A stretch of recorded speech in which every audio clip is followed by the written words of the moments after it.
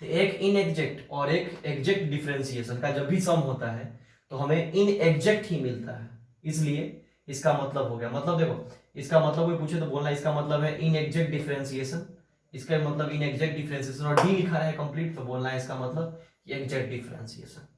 मेरे समझ से इसमें भी कोई दिक्कत नहीं होना चाहिए। ये डिफरेंशिएशन वाला फॉर्म भी हम आपको एक्सप्लेन कर ही दिए। अब बात करूँ उठ रहा है क्या कि यहाँ पर ये हीट में जो लिखा हुआ है, जैसे ये हीट है, इंटरनल एनर्जी है, वर्क डन है, ये सब का यूनिट क्या रखेंगे? तो यूनिट यहाँ जब भी क्वेश्चंस को सॉल्व करेंगे तो याद रखिएगा, जब भी क्वेश्चंस को सॉल्व करेंगे तो यूनिट यहाँ पर भी अभी जूल या कैलोरी ही यूज करेंगे, जूल या कैलोरी ही यूनिट में भी यूज करेंगे। यहाँ तक तो मेरे समझ से कोई दिक्कत नहीं होना चाहिए। यहाँ तक जो बताएं, यहाँ तक मेरे समझ से पूरा बात क्लियर है। हाँ, एक बात और आपको अभी, इसको पहले आप नोट कर लो, फिर अभी ढेर सारा बात है कि मैं एक्सप्लेन करते, पहले इसको नोट कर लो।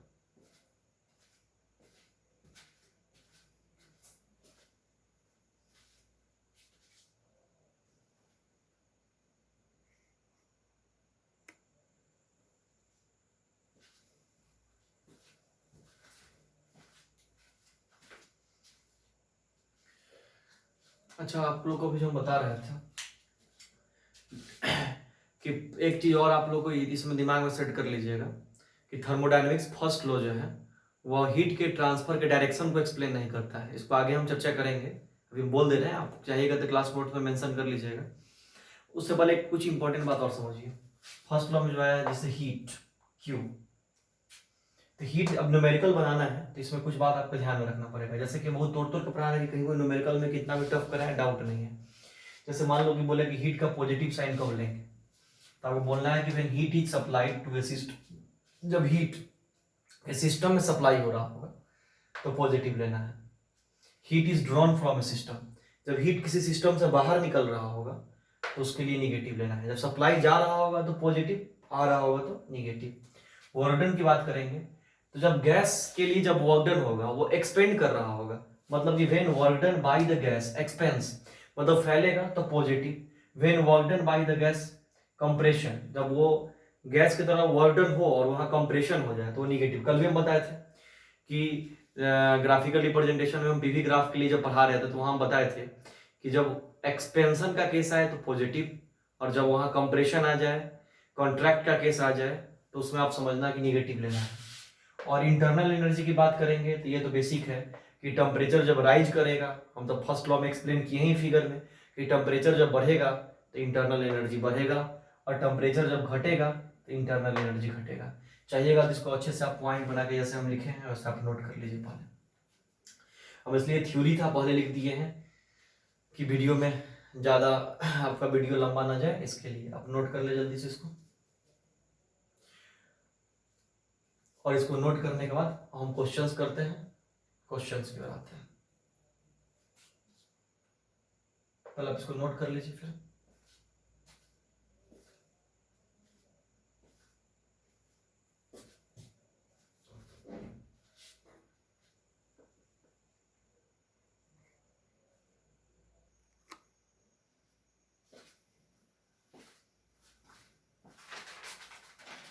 चलिए हम लोग क्वेश्चन करते हैं। ये क्वेश्चन लिखिए तो फर्स्ट लो का, in the figure of thermodynamic system, in the figure of thermodynamic system is taken from state A to B, taken from state A to B, C, D, and then back to A, then back to A as shown in figure, then back to A as shown in figure. The system has an internal energy, the system has an internal energy of 400 millijoule, 400 millijoule at C, at C. Question number A लिखिए, the internal energy of the system, internal energy of the system during the process, during the process from B to C, B, B to C B 50 millijoule, 50 millijoule, फिर से बोल दे रहे हैं, the internal energy of the system during the process from B to C B 50 millijoule. और question number B लिख लीजिए, find the work done by the system, find the work done by the system and heat supplied to it, heat supplied to it when it is taken from state C to state B, state C to state B, and vice versa the path CDAB, vice versa the path CDAB। Figure बना दिए हैं। यहाँ पर नीचे volume दिया हुआ है litre में, प्रेशर दिया हुआ है पास्कल में, ये पाथ दे दिया है CDAB। ठीक, अब ये पूरे पाथ में आपको सब दे ही दिया है, गिवन कर दिया है, और अब बता रहा है कि आपको यहाँ पर आपको जो बोला गया क्वेश्चन में सॉल्व करिए, थर्मोडायनेमिक्स फर्स्ट लॉ लगा करके हीट निकालिए, वर्क निकालिए, क्वेश्चन को शुरू करिए। लीजिए पहले फिगर बनाइए अच्छे से, अच्छा क्वेश्चन है।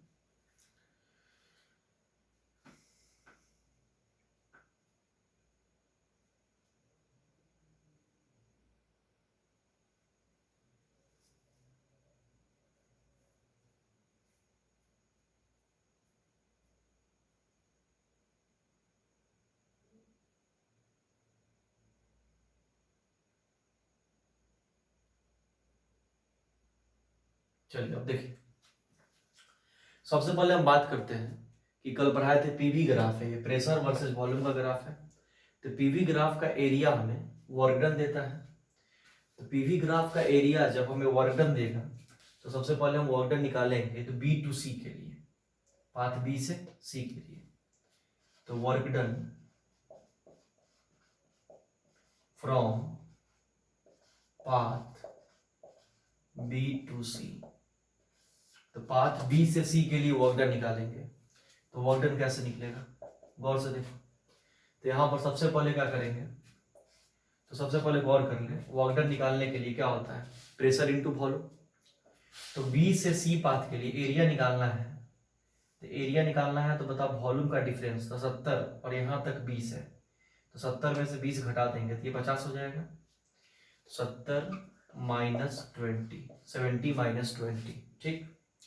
और ये लीटर में मीटर क्यूब में बदलने के लिए इंटू 10 टू द पावर -3 से मल्टीप्लाई कर देंगे, ये भी ठीक। तो ये वॉल्यूम हो गया। अब बात उठता है प्रेशर का, तो खुद देख ले, बी से सी के लिए प्रेशर कितना है, 2 पास्कल का है, तो इंटू 2 से मल्टीप्लाई कर देंगे, कोई दिक्कत। तो यहाँ पर वर्क डन जो आएगा वो वर्क डन आ जाएगा आपको 50 into 2 100, 100 into 10 to the power -3, और यहाँ यूनिट जूल लगा देंगे, बता ही थे। अब बात उठता है कि वर्क डन निगेटिव है या पॉजिटिव है, अब वो खुद दिख रहा है, ये इसके नीचे के फेज के लिए निकला है, तो इसके नीचे के लिए तो ऑलवेज साइन निगेटिव का लगाएंगे, क्योंकि यहाँ जो हमने निकाला था इसके बी से सी के नीचे के पोर्शन का ही ना एरिया निकाला था, यहाँ वर्क डन निगेटिव या पॉजिटिव, निगेटिव, ठीक। तो बी से सी के लिए जब ये वर्क डन निकल गया तो इसे चाहे तो WBC बोल सकते हैं, इसमें तो कोई दिक्कत नहीं होना चाहिए। ये तो बात आपको समझ में आ रहा है। अब क्या करते हैं कि अब थर्मोडायनेमिक्स फर्स्ट लॉ लगाते हैं। Now from the change of state from B to C, मतलब फर्स्ट लॉ यूज करते हैं, यानी Q बराबर, हम फर्स्ट लॉ में पढ़े हैं डेल U प्लस W, तो Q बराबर जब डेल U प्लस W हमने पढ़ा है, तब यहाँ पे आप गौर करोगे आपको दिखाई देगा Q का वैल्यू हम लोग को 50 जूल गिवन है, क्वेश्चन में आपको लिखवाया गया है।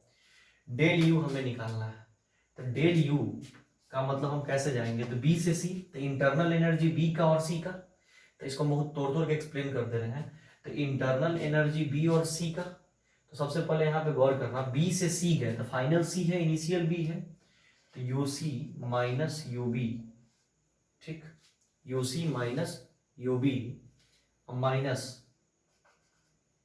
100, इसको चाहे तो ऐसे लिख लेते -100 mega joule, mega joule direct कर दिए 10 to the power -3, milli sorry milli joule कर दिए डायरेक्ट, 10 टू द पावर -3 है, मिली जूल कर दिए, ठीक। अब इसमें मेरे समझ से कोई दिक्कत नहीं है। अब बात ये उठता है कि वैल्यू को जब पुट करेंगे, तो वैल्यू जैसे ही पुट करिएगा तो यहाँ क्या हो जाएगा 50 इक्वल टू यूसी के जगह पर क्वेश्चन में गिवन है 400, यूबी निकालना है और ये -100 मिली जूल। ये -100 मिली जूल हो गया, इसमें कोई दिक्कत? और इस पूरे डाटा को आप सॉल्व करोगे तो सॉल्व करने पे आएगा ये इधर जाएगा तो +150, ये इधर आके तो यूबी इक्वल टू आ जाएगा आपका 250 मिली जूल। इसमें कोई दिक्कत? तो यूबी आपका आ गया 250 मिली जूल। पहला पार्ट को तो हमने सॉल्व कर लिया, इसमें कोई दिक्कत है तो बोलो। अब इसके दूसरे पार्ट को हम सॉल्व करते हैं। पहले पार्ट को आप नोट कर लो, फिर दूसरे पार्ट को निकालते हैं सी डी ए बी को।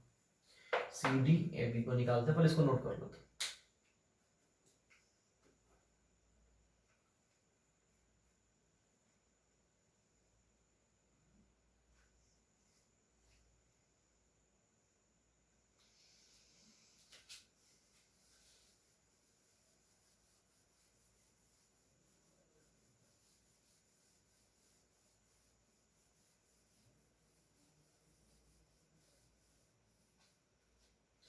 तो इसके दूसरे पार्ट को निकालना है, यानी work done of C D A B. ठीक, अब सी डी ए बी का निकालना है तो बहुत बेहतरीन ढंग से बनाते हैं। आप लोग बोलिए, सबसे पहले डब्ल्यू सी डी पाथ का plus W D A plus W A B. इसमें कोई डाउट? इतना तो आप लोगों को समझ में आ रहा होगा, इसमें मेरे समझ से कोई दिक्कत नहीं है। खुद बता दें, डब्ल्यू सी डी आइसोकोरिक है क्योंकि वॉल्यूम सेम है। देख, सी पर भी वॉल्यूम 20 और डी पर भी वॉल्यूम 20। तो इस पाथ का, आइसोकोरिक पाथ का, हम अभी तुरंत इसी लेक्चर में भी आपको हम पढ़ा रहे हैं। तुरंत इसके पहले वाले क्वेश्चंस में जब करवा रहे थे तो बताया था आइसोकोरिक का वर्क डन 0 होता है, तो ये 0 हो जाएगा, मतलब यहाँ 0 लिखना। अब बात उठता है क्या कि ये जब 0 हो गया तो डब्ल्यू डी ए का लिखना है। डब्ल्यू डी ए के लिए गौर से देख, डी ए पाथ के लिए लिखना है तो गौर से देख, वर्क डन यहाँ पर क्या होगा तो खुद सोच, वॉल्यूम गुने प्रेशर। तो वॉल्यूम गुने प्रेशर, तो वॉल्यूम का डिफरेंस गौर कर, डी और ए, ये 50 है और ये 20 है। कोई दिक्कत? तो डिफरेंस क्या हो जाएगा, डी से ए मतलब ए फाइनल और ये इनिशियल। तो यहाँ क्या हो जाएगा 50 - 20, कोई दिक्कत, इंटू 10⁻³ इंटू 6, क्योंकि डीए पर प्रेशर कितना है बाबू 6। ठीक, अब हम लोग को ए बी वाले पोर्शन का निकालना है वर्क डन। ए बी वाले पोर्शन का वर्क डन निकालना है तो प्लस यहाँ लगा करके ए बी वाले पोर्शन का लिखेंगे। तो ए बी वाले पोर्शन के लिए गौर से देख, ए बी वाले पोर्शन के लिए एक तुझे यहाँ ट्रायंगल बनता दिख रहा है, इस ट्रायंगल का निकालना पड़ेगा। कोई दिक्कत? तो ए बी वाले पोर्शन के लिए सबसे पहले बेस की बात कर, तो बेस तुम्हारा इसको मान ले। तो बेस इसको जैसे ही मानेगा तो 70 - 50 हो जाएगा। तो ट्रायंगल का क्या होता है, ये 1/2 इंटू बेस, तो बेस 70 - 50। ठीक, गुने लीटर में है तो मीटर क्यूब के लिए तो याद रखिएगा 10⁻³ 10⁻³ अब उसके बाद बात उठता है क्या कि प्रेशर के लिए गौर कर, ए से बी, ए पर 6 है और बी पर 2 है, डायरेक्शन नीचे की तरफ है, मतलब 6 यानी निगेटिव में आएगा, फाइनल माइनस इनिशियल। तो क्या हो जाएगा यहाँ पर 6 माइनस, यहाँ पर ए से बी तो मतलब बी माइनस है तो 2, और इसके नीचे आ रहा है तो ये निगेटिव चला जाएगा तो 2 -6। तो इसको सॉल्व कर लेना तो ये +8 हो जाएगा। तो इसको जब सॉल्व करोगे पूरे को तो यहाँ पर वर्क डन आ जाएगा तुम्हारा, डायरेक्ट हम लिखते हैं 30 और 6 180 गुने 10⁻³ प्लस 1/2 70 में 50 20 तो 10 में 10⁻³ है 20 कट जाएगा, 10⁻³ है तो 10⁻² होने 8। ठीक, इसमें तो कोई दिक्कत? इस पूरा को जब आप डायरेक्ट सॉल्व कर लोगे तो तो आई थिंक आ जाएगा आपको माइनस कॉमन करके 180, तो डायरेक्ट मिली जूल में आएगा 260 गुने 10 का पावर -3, डायरेक्ट लिख ले 260 मिली जूल, इतना आ जाएगा। एग्जैक्ट सॉल्व करना, हाँ यही आ जाएगा 260 मिली जूल। ठीक, अब इतना जब आ गया तब हम क्या करेंगे, यहाँ भी thermodynamics first law, Q equal to del U plus W। ठीक, तो फिर Q बराबर डेल U का मतलब यहाँ पर क्या होगा, UB minus UC, UB minus UC plus W। ठीक, कोई दिक्कत, तो सारा डाटा हमें पता है, हीट निकल जाएगा। UB के जगह पर UB कितना है 250, UB कितना है 250, UC कितना है 400, और W के जगह पर कितना हो जाएगा, W की जगह पर आपका अभी जो निकल के आया है 260। ठीक, मिली जूल।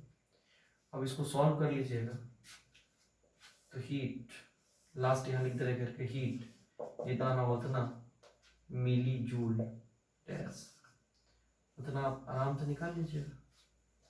ठीक, इसमें तो कोई दिक्कत नहीं है। एक बार हम चेक कर ले कि बी का रेशो है ना गिवन।